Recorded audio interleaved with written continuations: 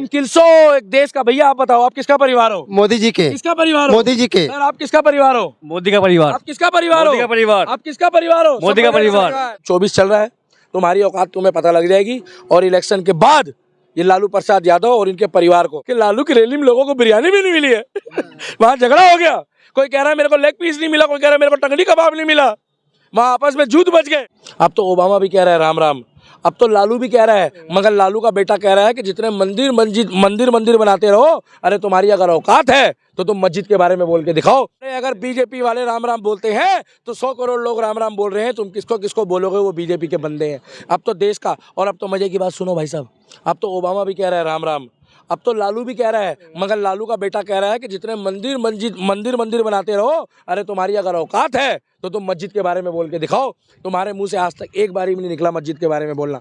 हालांकि तुम्हारी मर्जी है, तुम मस्जिद में जाओ या नमाज पढ़ो या कुछ भी करो, मगर अगर हमारे मंदिर के लिए बोलोगे तो भाई साहब तुम्हारे को अब 24 चल रहा है, तुम्हारी औकात तुम्हें पता लग जाएगी। और इलेक्शन के बाद ये लालू प्रसाद यादव और इनके परिवार को, अरे 70-75 साल का एक प्रधानमंत्री देश का, और तुम खुद 80 साल का 85 साल का, जिसका पैर कब्र में है, वो मोदी जी के खिलाफ अब शब्द बोल रहा है। उनको तो मोदी जी को भाई बोलना चाहिए, मोदी जी को इज्जत देनी चाहिए, मगर वो आज उनके लिए बोल रहा है। और एक बात मैं आपको और बता दूं, इनके घर में भी कलेश चल रहा है भाई साहब।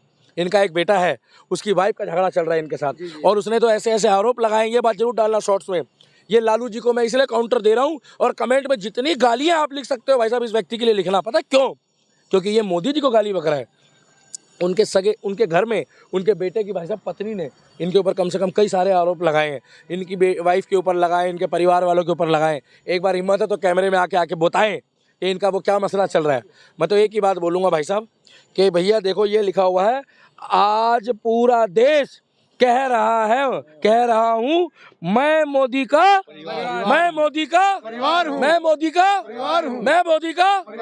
और आप लोग जितना किलस सकते किलस लो। और इन्होंने फाइनल कर दिया है, पिछली बार इन्होंने चौकीदार को चोर बोला, और अब की बार 400 पार, अब की बार इनको इनकी औकात हम बताएंगे इलेक्शन में। एक पोस्ट ये दीपक आप मुस्लिम शॉर्ट्स में जरूर डालना। आज देश ही नहीं पूरा विदेशों में अगर सबसे पावरफुल प्रधानमंत्री है तो कैमरामैन फोकस करो, कौन है? ये आज देश ही नहीं विदेशों में अगर सबसे ज्यादा पावरफुल कोई प्रधानमंत्री है तो वो नरेंद्र दामोदर दास मोदी जी है। वोट दिलवाने ले जाओगे मोदी जी के पक्ष में मुस्लिमों को? देखिए मैं तो जो शिक्षित पढ़े लिखे अच्छे लोग हैं, मैं बताना चाहता हूं कि हमारे पक्ष में जितने भी वोटर हैं मुस्लिम समुदाय के युवा पढ़े लिखे, मैं अपनी गाड़ी से 1 लाख वोट दिलाने का काम करूंगा, वो भी उत्तर प्रदेश और दिल्ली से 1 लाख वोट प्रधानमंत्री जी के लिए दिलाऊंगा।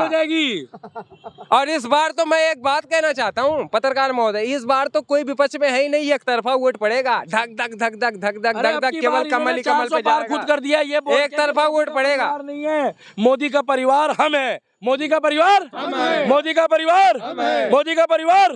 मोदी जी आप संघर्ष करो, हम तुम्हारे साथ हैं। मोदी जी आप संघर्ष करो, हम तुम्हारे साथ हैं। और सुनो हम यही खत्म कर रहे हैं अपनी बात को। लालू प्रसाद यादव जी आप बड़े हो, आपने चारा खा लिया, आपने बिहार की जनता को इतना परेशान करा, आज आप अपने बुढ़ापे में अपना फ्यूचर खराब करके जा रहे हो। अरे कम से कम तुम्हें आखिरी के 2-4-5 साल तो मोदी जी की तारीफ करके अपने आप को शुद्ध बनाना था, मगर आज आप अशुद्ध हो गए हो। जय सिया राम। बोलेंगे आपने युवा यहाँ पे मुस्लिम युवा खड़ा कर रखा है, इसको कुछ देर ले दे के खड़ा कर रखा है, कमेंट करेंगे फिर लोग। मेरी बात सुनो भाई साहब, ऐसे तो हो सकता है कि फिर आप राष्ट्रवादी मुस्लिम हूँ, मैं किसी कौन मुझे देगा भाई?